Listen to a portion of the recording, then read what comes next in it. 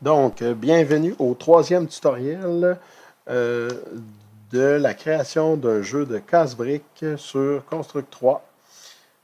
Alors,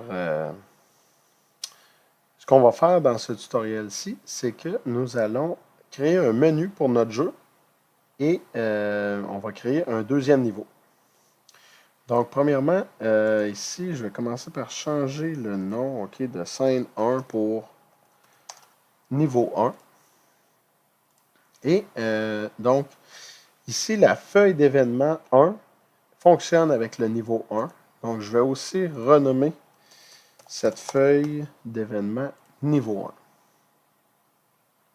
1. Une fois que ça c'est fait, je vais venir dans scène, je fais un clic droit et je vais ajouter une scène et je vais aussi ajouter une feuille d'événement. Cette scène-là, je vais l'appeler menu. Et même chose pour sa feuille d'événement, je vais l'appeler menu. Donc, j'ai mon menu ici.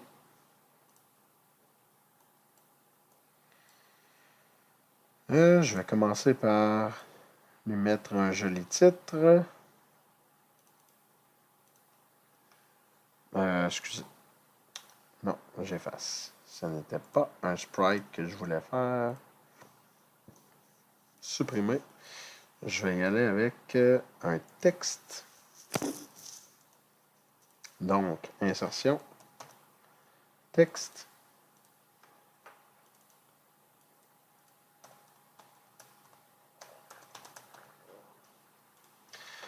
Casse-brique. Encore une fois, je venais grossir mon texte. Je vous fais ça très rapidement.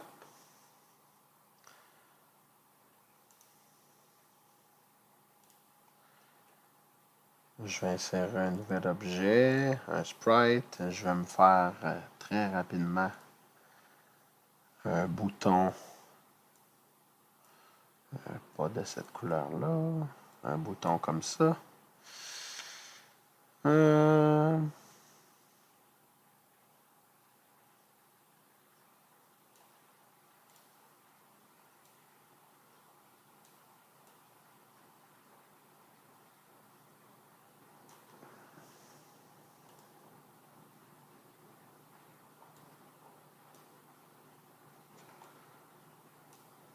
Et voilà.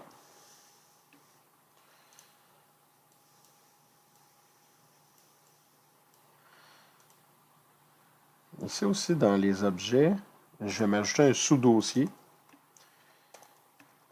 pour ne pas me mélanger. Et donc, celui-là, je vais le mettre dans le sous-dossier menu. Comme ça, une fois que je vais avoir terminé de travailler dans le menu, je vais tout simplement pouvoir cacher tout ça. Fait que de cette façon-là, j'ai aussi mon texte 2 que je vais mettre dans menu. Je vais le renommer. Titre. Et ça ici, ça va être niveau 1. Je vais aussi ajouter un texte par-dessus. Ça va être seulement, oups, le chiffre 1 qui va s'y retrouver. On va venir grossir notre chiffre. Parfait. On place comme ça. Et donc ici, je vais le cloner. Donc j'ai mon niveau 2. Ici,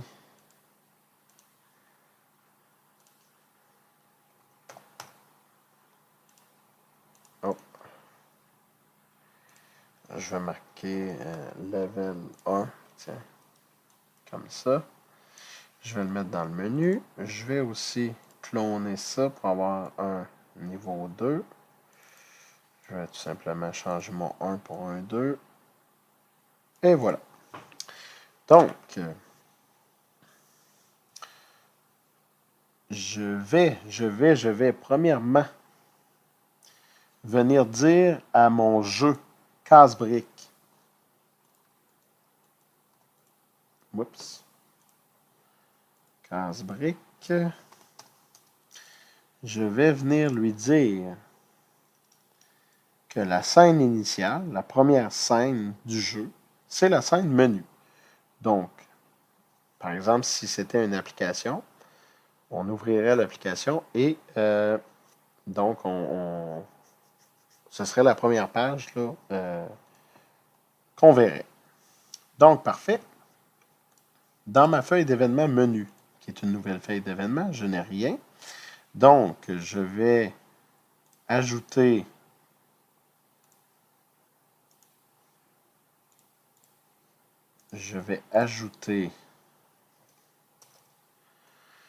le toucher. Hein, parce que si on veut faire ce jeu-là sur un téléphone, ben on va devoir mettre ce geste-là. Donc, lorsque mon doigt est en train de toucher un objet, niveau 1,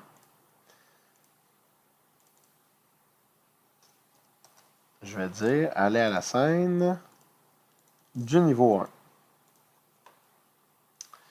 Et voilà. Donc, on va tester notre menu. Si je clique sur mon bouton 1, et voilà, je m'en vais à ma scène niveau 1. Donc, ce que je peux lui dire aussi, c'est à chaque fois que tu gagnes la partie, donc ici, au lieu de recommencer le niveau, ben, on peut recommencer au menu. Et à chaque fois, donc, oui, à chaque fois qu'on perd ici, on va au menu. Et à chaque fois qu'on gagne, au lieu, OK, tantôt on avait mis notre texte, au lieu d'avoir notre texte qui dit fin de la partie, on pourrait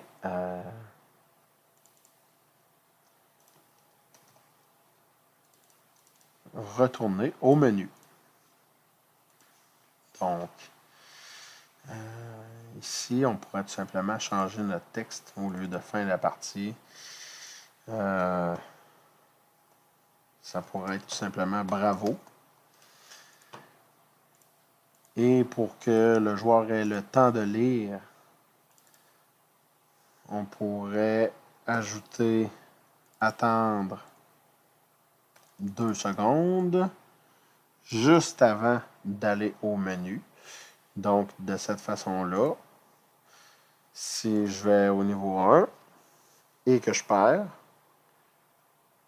ça attend 2 secondes, ça me ramène au menu. Si je vais dans mon niveau 1 et que cette fois-ci, je réussis le jeu,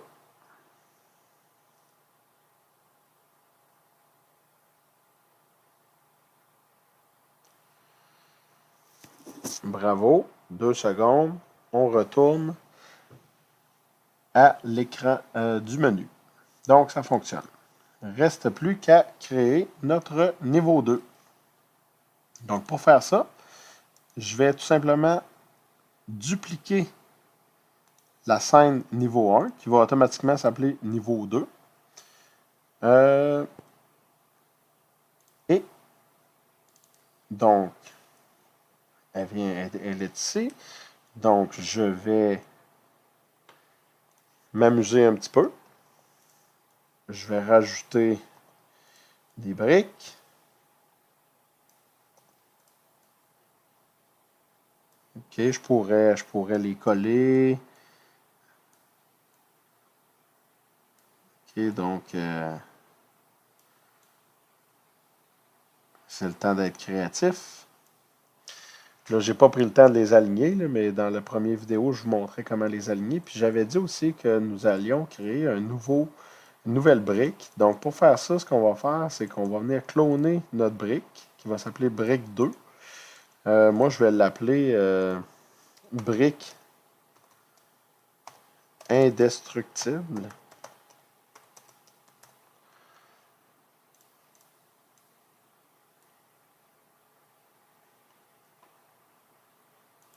Et je vais venir la changer de couleur. Donc, oui, allons-y pour ça.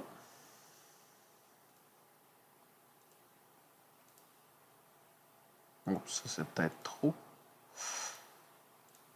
Comme ça.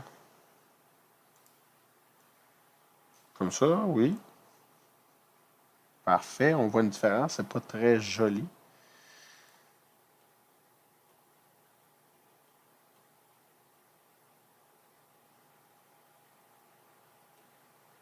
Donc,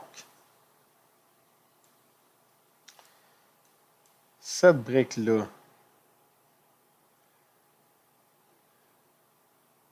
je vais juste aller voir, est-ce qu'elle a son comportement? Oui, elle a un comportement de solide. Donc, tiens, on va en mettre 3 ici. Ça va être des briques indestructibles. Puis, je peux quand même garder la même, pour mon niveau 2 ici, je peux quand même garder la même feuille d'événement. Mes codes, je n'ai pas à les refaire parce qu'ils vont fonctionner dans mon niveau 2. Alors, on va l'essayer pour le fun. Ah, je vais aussi mettre dans mon menu que lorsque je vais toucher mon bouton niveau 2, ben, je vais aller au niveau 2. Alors, on sauvegarde.